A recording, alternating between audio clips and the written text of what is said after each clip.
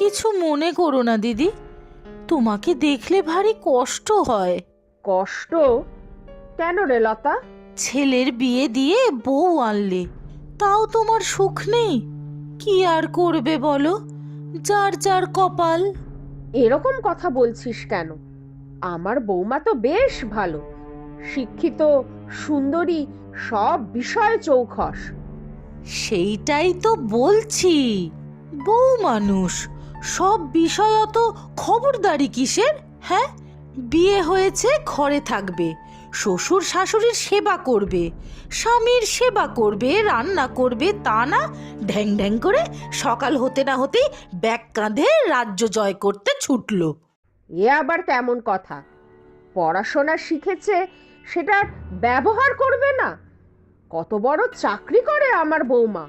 তা জানি, সেই গুমুরেই তো মাটিতে পা পড়ে না। নিশ্চয়ই সকালের চা জলখাবার তুমি মুখের সামনে ধরো। হ্যাঁ, তাতে কি, সে তো আমার ছেলের জন্য এতদিন করতাম, এখন দুজনকেই একসাথে দেই। ছেলে হলো তোমার পেটের সন্তান, তার কথা না হয় আলাদা, তাই বলে বৌমার জন্যও করবে? বাড়াবাড়ি করছো কিন্তু। বৌমা বেচারি বাড়ি এসে আমাদের সকলের জন্য যতটুকু পারে করে, আমি বারণ করি, কিন্তু ও শুনলে তো তারপরে সকালে উঠে আর পারে না, তাই আমি করে দেই। বেশি মাথায় তুলো না গো দিদি, বেশি মাথায় তুলো না। একেই তো চাকরি করে বলে অহংকারের শেষ নেই, তার উপর তুমি যদি এত ঢিলে দাও, তাহলে তো আর কোথায় নেই। তা কি করব বলতো লতা? বৌমা ভারী মিষ্টি মেয়ে, কি সুন্দর মা মা করে গলা জড়িয়ে ধরে। এটাই তো চাল দিদি, ভালো ব্যবহার করে তোমাকে বশ করে রাখছে, যাতে পুরো সংসারের সব কাজ তোমাকে দিয়ে করাতে পারে। এরপর দেখবে কোন দিন তোমার ছেলেকে নিয়ে আলাদা সংসার পাতবে, তখন বুঝবে। বলিস কি? না না, এরকম হবেই না। তবে আর বলছি কি, সময় থাকতে থাকতে রাশ টানো, বুঝলে? রাশ টানো। তা বলছিস যখন, তখন ভেবে দেখব। তা এবার কদিন থাকবি তো? তা তো বেশ কদিন থাকবো বলেই এলাম। চিন্তা করো না গো দিদি, তোমার বৌমাকে একদম সোজা করে তবে এই বাড়ি থেকে যাব। এই নে, একটু জল খা। সারাদিন খুব খাটনি গেল বল। আর বলো না, এই কদিন আর শ্বাস ফেলার জো নেই গো, খুব চাপ। শোন, লতা এসেছে, যা গিয়ে দেখা করে আয়। তা লতা মাসি কি বললো এসে? আমার নামে একরাশ নিন্দে করলো বুঝি? ছাড় তো, ওর স্বভাব আর বদলালো না। তুই ফ্রেশ হয়ে নে, যা দেখা করে আয়। সে যাচ্ছি। রাতে কি খাবে বলো? বাইরে থেকে আজ অর্ডার করি? মাসিও এসেছে, জমিয়ে সবাই মিলে আনন্দ করে খাওয়া যাবে। সে যা ভালো বুঝিস। হ্যাঁ রে, বাবু কখন ফিরবে রে? ওর তো একটু দেরি হবে মা, আসলে বছরের শেষ তো, এখন বেশ কয়েকজন ছুটিতে আছে, তাই কাজের একটু চাপ। বুঝি রে, কত দায়িত্ব তোদের দুজনেরই, খুব কষ্ট হয় রে তোদের। ছাড়ো তো। আচ্ছা শোনো, আমি আসার পথে আলুর চপ, বেগুনি সব নিয়ে এসেছি, রান্নাঘরে রেখেছি। তুমি একটু চা করো না, আমি মাসির ঘরে যাচ্ছি। তুই যা, আমি চা বেগুনি চপ নিয়ে যাচ্ছি। ভালো আছো মাসি? এই বুঝি আসার সময় হলো বৌমা? ঘড়িতে কটা বাজে দেখেছো? আসলে কাজের খুব চাপ যাচ্ছে গো আজকাল, তাই আজ একটু দেরি হয়ে গেল। তা কি এমন চাকরি করো, তা সময় মতো বাড়ি আসতে পারো না? বাবুর মতো তো আর সংসার চালাতে হয় না তোমাকে। তা হয়তো এই সংসারে দুজনে সমান কন্ট্রিবিউশন করি আমরা, তাই আমারও কাজের চাপ কিছু কম নয় মাসি। হাহ, এসব ঘরের কাজ না করার ছল, ঢং। এই নে, চা খা। লতা, চপটা খা, আমাদের পাড়ার খুব ভালো বানায়, বৌমা এনেছে। এ কি, তুমি চা করে আনলে দিদি? তাতে কি হয়েছে, ছি ছি ছি ছি ছি ছি ছি বৌমা, তোমার লজ্জা করে না? তুমি দাঁড়িয়ে আছো আর তোমার শাশুড়ি গিয়ে চা করে আনলো? ছি ছি ছি ছি ছি ছি, কত কি যে দেখবো কালে কালে কে জানে। এতে এত ছি ছি করার কি আছে মাসি? বিয়ের আগে আমার মাও তো আমার জন্য চা করে দিত। নিজের বাড়ি আর শ্বশুর বাড়ি এক হলো? হ্যাঁ, এখানে তোমার কর্তব্য হলো সবাইকে যত্ন করা, রান্না বান্না করা, সবার সেবা করা। আহ লতা, ছাড় না। মেয়েটা সারাদিন খেটে খুঁটে এলো, একটু চা করে এনেছি তো কি হয়েছে? মেয়ে মানুষের আবার চাকরি, যত ঢং! হাহ, বিয়ে হয়ে গেছে, ঘরে থাকবে, অত বাইরে যাবার দরকার কি? এটা তোমার চিন্তাধারা। এখন দুনিয়া অনেক বদলে গেছে মাসি।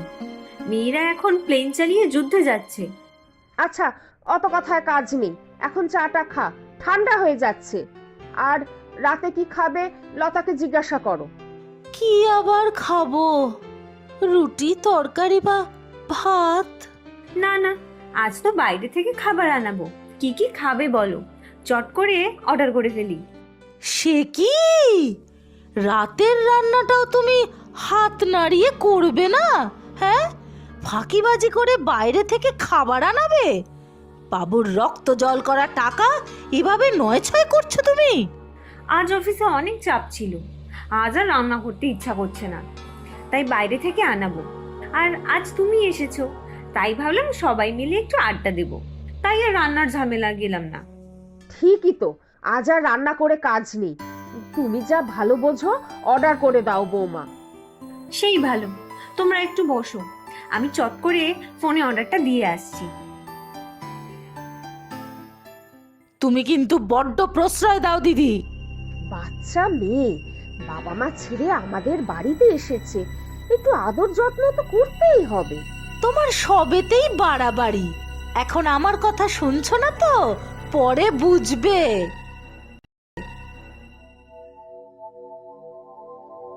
ও বৌমা, এক কাপ চা দাও দেখি। কি গো, কথা কানে যাচ্ছে না? আমায় ডাকছিলে মাসি? এ কি, তুমি সবে উঠলে নাকি? রান্নাঘরে যাওনি? মাই বারণ করলো, তাই আর একটু ঘুমিয়ে নিলাম। আজ অফিসে একটা জরুরি মিটিং আছে। উঠেছিস? যা ফ্রেশ হয়ে নে, ব্রেকফাস্ট হয়ে গেছে, টিফিনও করে দিয়েছি। উফ, তুমি না থাকলে আমার যে কি হতো। থাক, হয়েছে হয়েছে, এবার যা ফ্রেশ হ, চা দিচ্ছি। ও বেরিয়ে গেলে রান্না বান্না কে করবে? হ্যাঁ, আমি কিন্তু রোজ রোজ ওই বাইরের খাবার খেতে পারবো না, এই বলে দিলুম। না না, মা রান্না করবে তো। সে কি দিদি, তুমি হাত পুড়িয়ে রান্না করবে? হায় হায় হায় হায়, ছেলের বউ থাকতে কিনা তুমি করবে রান্না? এই দিনও দেখতে হলো গো দিদি, এই দিনও দেখতে হলো। আহ লতা, চুপ কর। তুই যা রেডি হ, আমি তোর ঘরেই খাবার দিচ্ছি। আমার কাজ আমাকে করতে দে। কি ব্যাপার মা, আজ তুমি রান্না করোনি কেন? আমি কি সারাদিন রান্না করে মরবো নাকি? ওসব আমি পারবো না। তা আমি কি রোজ অফিস করে এসে আবার ঘরের কাজ করব নাকি? তা কি আমার দিদি করবে? হ্যাঁ, বলিহারি তোমার বুদ্ধি বৌমা। ঠিকই তো, লতা তো ঠিকই বলেছে। আমি এতদিন বোকা হয়েছিলাম, আজ অনেক ভেবে দেখলাম লতাই ঠিক। দেরিতে বুঝলেও যে বুঝেছো, এই অনেক। যাও বৌমা, এবার রান্না বসাও, যাও। আমি পারবো না মা, তুমি করো। আমিও পারবো না, আমি তো রোজই করি, অন্যরাও তো খায়, আজ তারাই করুক। তাহলে মাসি করুক, মাসিও তো শুনেছি ভালোই রান্না করে, তাহলে মাসিই করুক আজ। আমি? ও দিদি, এ বলে কি গো? হ্যাঁ কর না, অসুবিধা কি? আমি বাবা একটু ঘরে গেলাম, কোমরটা ধরেছে। আমারও কাজ আছে, কিছু মেইল পাঠাতে হবে। মাসি, রান্না হলে ডেকো তো। হে ভগবান, কি করব এখন আমি? কাজটা কি ঠিক হচ্ছে? আলবাত ঠিক হচ্ছে, দেখোই না মজাটা। এই তো মাসি, দাও দাও, চা দাও তো। সকালে মাছটা দারুণ হয়েছিল রে লতা। অফিসে লাঞ্চ নিয়ে গেছিলাম, সবাই তো চেটে পুটে খেলো। কাল মাসি একটু পোলাও করে দিও তো। আর আজকে রাতে বেশি কিছু না, পরোটা আর মাখা মাখা করে আলুর দম করে দে। আমি করব? সব সব আমিই করব নাকি? হ্যাঁ, তুই ছাড়া আর কে? আমার বড্ড কোমরে ব্যথা রে। আর বৌমাও তো সবে ফিরলো, তোর তো কোনো কাজ নেই, তাহলে রান্নাই কর। হ্যাঁ, পারবো না আমি, আর কিচ্ছু করতে পারবো না, কিচ্ছু করতে পারবো না। বাড়িতে আমার বউ সারা দিন খাটায়, উঠতে বসতে কথা শোনায়, তাই তাই এখানে এলাম। আর দিদি, তুমিও তুমিও আমার সাথে এরকম করছো দিদি। মাসি শান্ত হও, বসো দেখি, এখানে বসো। এসব কি বলছিস লতা? হ্যাঁ দিদি, সত্যি বলছি। তুই যে বলতিস তোর ছেলের বউ তোর খুব বাধ্যের, তোর সব কথা শোনে, তোকে খুব মানে। সব বানানো দিদি, সব বানানো। বাড়িতে আমার ওপর অত্যাচার চলে আমার স্বামী মারা যাবার পর থেকেই। এক কোণে পড়ে থাকি, সব কাজ মুখ বুঝে করি। দুবেলা একটু দয়া করে আমাকে খেতে দেয় দিদি, একটু দয়া করে খেতে দেয়। এসব আগে বলিসনি কেন? খুব লজ্জা করতো। সব সময় আমার ছেলেকে নিয়ে আমার গর্ব ছিল, ভাবতাম ভাবতাম ও আমাকে খুব ভালোবাসে, কিন্তু এতটুকু শ্রদ্ধা অবধি করে না। আর তোমার বৌমাকে দেখো, কত পড়াশোনা করেছে, কত শিক্ষিত, চাকরি করে, তাও তোমাকে কত সম্মান দেয়। তাহলে তুই আমার বৌমার এত খুঁত বার করতিস কেন? হিংসে হতো দিদি, খুব হিংসে হতো। আমি চাইতাম তোমাদের দুজনের মধ্যেও ঝগড়া হোক। উল্টে উল্টে তোমরা দুজনে আমাকে এখানে কাজের লোক বানিয়ে দিলে দিদি। আমি কিন্তু প্রথম থেকেই পুরোটা জানতাম।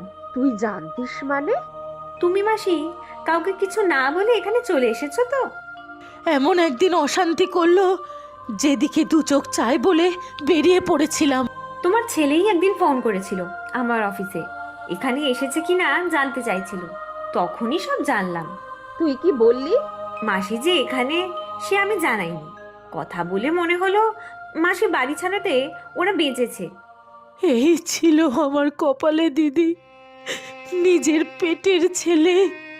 মা মরলো কি বাঁচলো তাতে কিচ্ছু এসে যায় না ওর।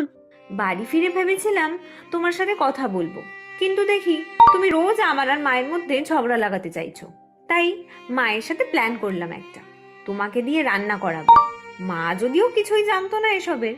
ছি ছি ছি, না জেনে মজা করতে গিয়ে তোকে কষ্ট দিয়ে ফেলেছি। না গো দিদি, এটা আমার পাওনা ছিল। তোমার সুখের সংসারে আমি আগুন লাগাতে গিয়েছিলাম, উচিত শাস্তি হয়েছে আমার।